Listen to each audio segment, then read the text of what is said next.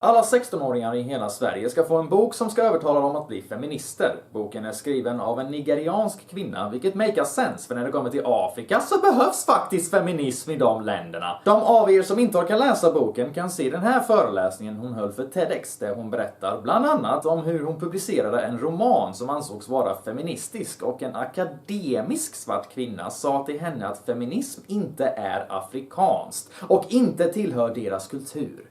Jag märker det.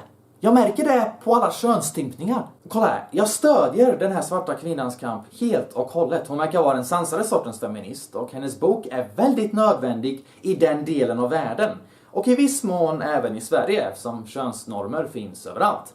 Men feminism i Afrika och feminism i Sverige är inte samma sak. Feminism i Afrika är mänskliga rättigheter. Feminism i Sverige är Kakan Hermansson. Feminismen i Sverige har spårat ur. Det handlar numera om att sänka intagningskraven för brandkåren, så att kvinnor som inte har någon kompetens ska bli anställda före män som faktiskt har kompetens. Vanliga medborgare löper alltså större risk att dö när det händer olyckor, bara för att någon stirrar sig blind på ordet mångfald. Och jag överdriver inte det minsta, det är bara att se reportaget. Simon, som utbildat sig i 2 år för att bli brandman, fick inget jobb. Det fick däremot 10 personer som varken hade brandmannautbildning eller tidigare erfarenhet av yrket. De 10 personerna hade yrkes- och utbildningsbakgrunder som nagelskulptris, personlig tränare, servitris, frisör, fritidspedagog, kock, lärare, massör, yrkeschaufför och sjukgymnast. Det handlar om att hitta på ursäkter åt manshat, för att det är okej att hata din förtryckare.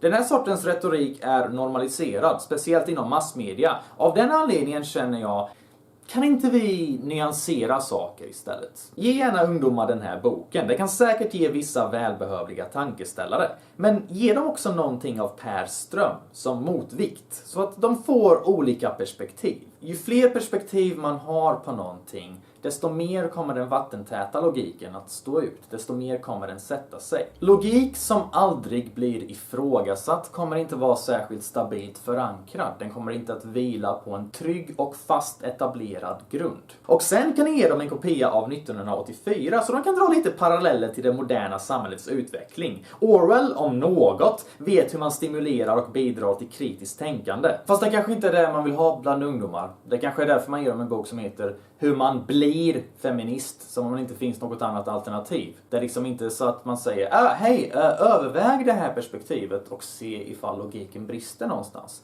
Det är liksom, gör det bara.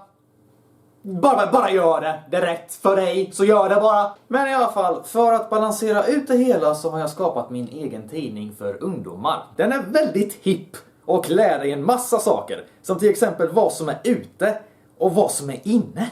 Finns även ett test man kan ta för att avgöra ifall man är en övermänniska eller undermänniska. Här är första frågan. Du vågar inte uttrycka dina åsikter för att du är rädd att dina vänner samt familj kommer bryta kontakten. Vad är det lämpliga sättet att hantera situationen? A. Säga vad du tycker ändå och inse att vänskap går ut på att fritt kunna utbyta tankar samt att man endast kan få riktigt bra vänner om man vågar skrämma bort lite idioter. Man kan inte attrahera likasinnade om man inte visar sitt sinne. När det gäller familj så är blodsband inte värt mycket mer än könssjukdomar. Att man delar gener betyder inte att man delar värderingar.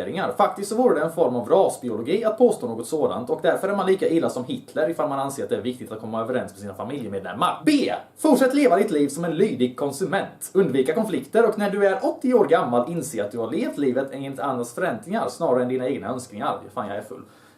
Shit, jag kan inte snacka ordentligt.